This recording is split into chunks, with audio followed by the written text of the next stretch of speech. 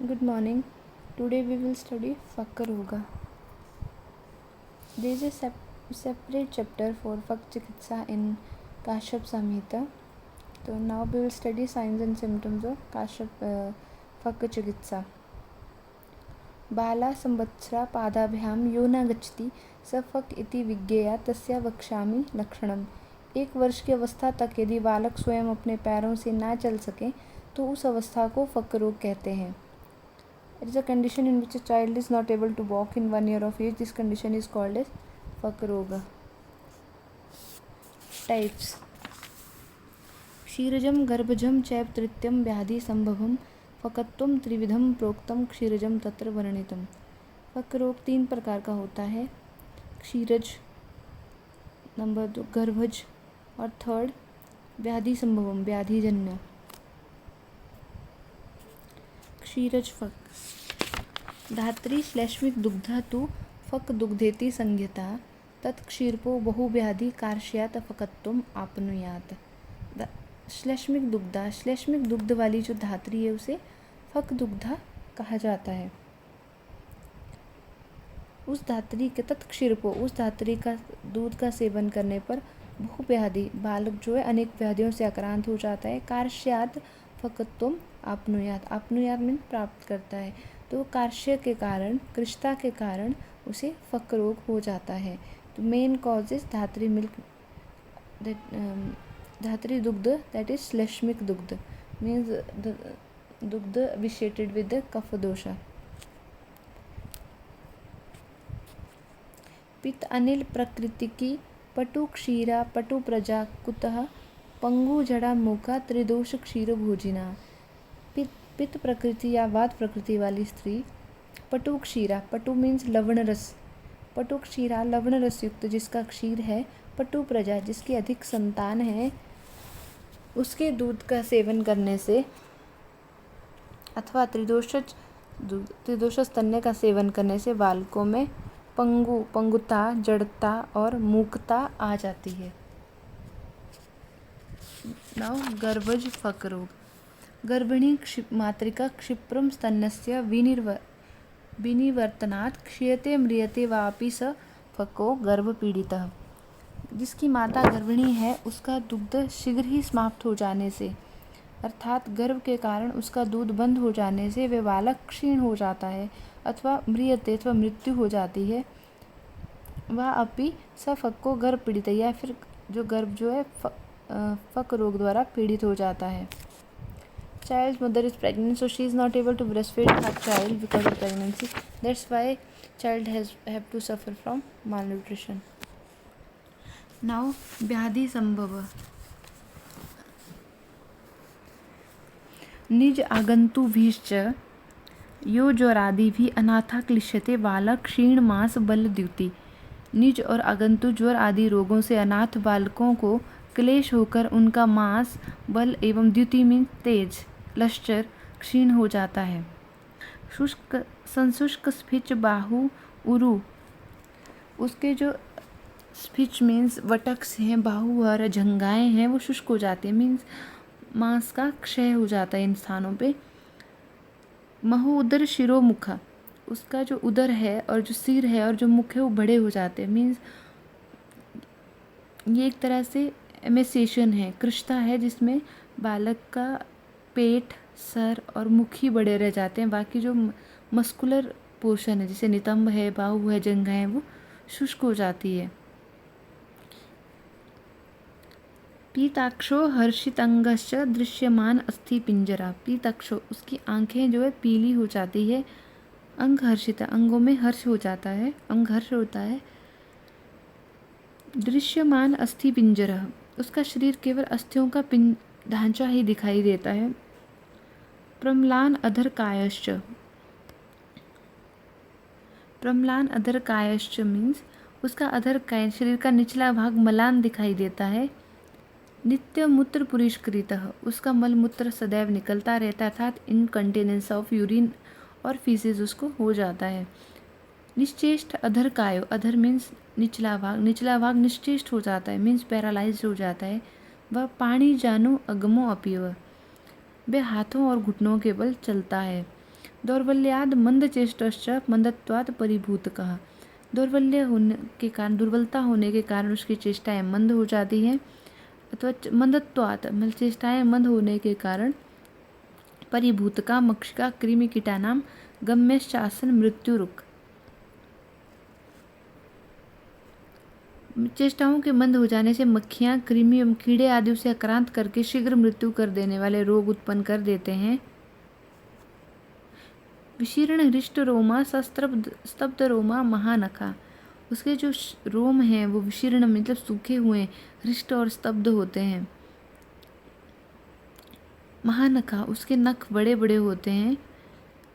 दुर्गंधी, उसके शरीर से दुर्गंध आती है। मलिन एवं क्रोधी, उसका वह मलिन एवं क्रोधी होता है। श्वसिति, विशेष प्रकार का श्वास लेता है। ताम्यति, अति बीण मूत्र दूषिका सिंघाण को मल उद्भव। मल मूत्र की अधिकता दूषित सिंघाण, सिंघाणक मीन्स नासिका का मल एवं मल आदि लक्षणों को देकर बालक को व्याधिजन्य इत्येते कारणे विद्यात् व्याधिजा फक्ताम शिशु। मलमूत्र की अधिकता, दूषित सिंघाण एवं मल आदि लक्षणों को देखकर बालक के व्याधिजन्य फक रोग को जाने। व्याधि फक रोग। Now we will highlight main symptoms. ज्वर, क्षीण मल बल द्रुति, शुष्क hand, thighs, buttocks and hips. उधर मुख शीर जो है वृद्धि हो जाएगी। पीत, अक्षय, रोम हर्ष, अस्थि पिंजर दृश्यमान होंगे। लोअर बॉडी की पैरालाइज हो जाएगी, मंद चेष्टा हो जाएगी, डेबिलिटी मतलब कृष्णता हो जाएगी उसको।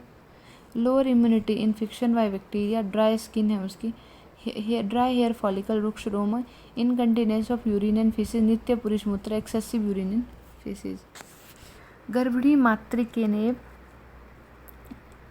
अनाथानां विशेषतः दुष्ट प्रग्रहणिकाश्च प्रायशो बहुभोजिनः फक्का भवन्ति तस्माच्च भुक्तं तेषाम् अपार्थकं मंदग्नित्वात् द्रव उत्सर्गात् बहुमूत्र पुरुषिणः कारयेत क्रियाम्।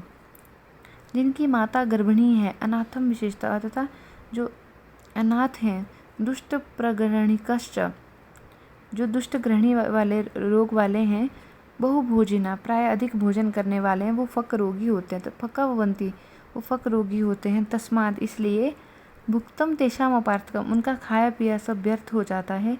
मंदग्नित्वात्, अग्नि के मंद हो जाने से, द्रव उत्सर्गात, रस का उत्सर्ग होने से, बहुमूत्र पुरुषिणः, उन्हें मूत्र एवं पुरुष अधिक होता है। कार्येत क्रियाम, इन रोगियों की चिकित्सा करें। चिकित्सा क्या है?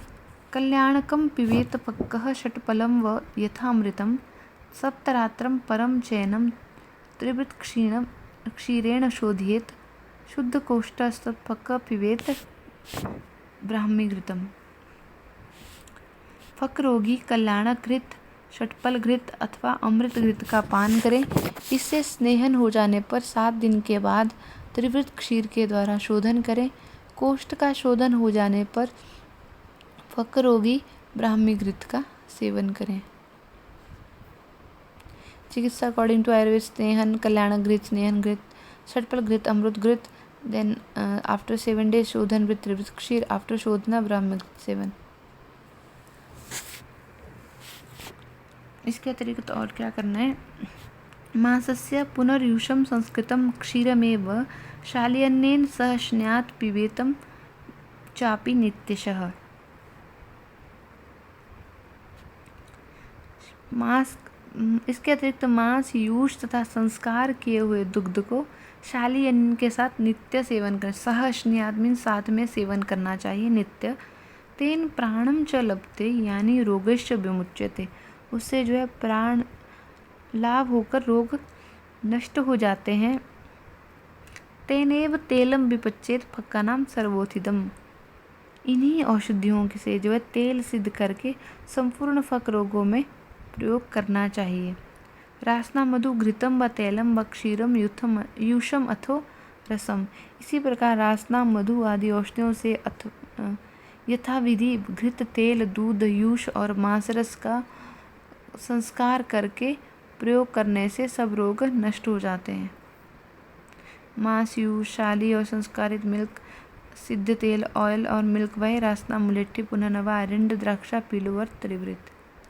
इसके अतिरिक्त जो है त्रिपाद चक्र रथ का भी राज तेल से अभ्यंग करने का काश्यप संहिता में विधान है।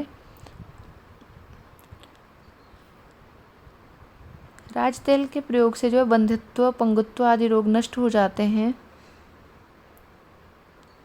राजाओं को पहले उपदेश किया गया था, इसलिए इसे राज तेल कहा गया है। इस राज तेल का एरंड अंशुमति आदि इसमें द्रव्य हैं। इसका प्रयोग करने से बालकों में पंगु आदि रोग नष्ट हो जाते हैं। इसके अलावा त्रिपाद चक्र रथ से चलने का अभ्यास काश्यप संहिता में श्लोक है। त्रिचक्रम फक्रथम प्राज्ञम शिल्पीकर निर्मितम विद्या तेन शनै गृहीतो गतिम अभ्यसेत। मीन्स बुद्धिमान वैद्य को जो किसी शिल्पी से मतलब किसी बढ़ई से एक 3 पहियों वाला फक्रथ मीन्स ट्राईसाइकिल बनवाकर उसके सहारे धीरे धीरे उस फक रोग से आक्रांत बालक को चलने का अभ्यास कराना चाहिए। औषध जो है इसका कोई साइंटिफिक रेफरेंस तो नहीं है। जनरली जो औषध यूज़ की जाती है कोरल ऑक्साइड मीन प्रवाल 25 mg नेचुरल कैल्शियम सप्लीमेंट है ये। अश्वगंधा रिष्ट अग्नि को प्रदीप्त करने के लिए 15 ml BD per month 1 month के लिए। देन टैबलेट कुमार कल्याण रस जो है 1 टैबलेट BD। अरविंदासव 10 ml जो है 1 मंथ के लिए। ये अनुभूत योग है, ये इसका काश्यप में रेफरेंस नहीं है। Thank you.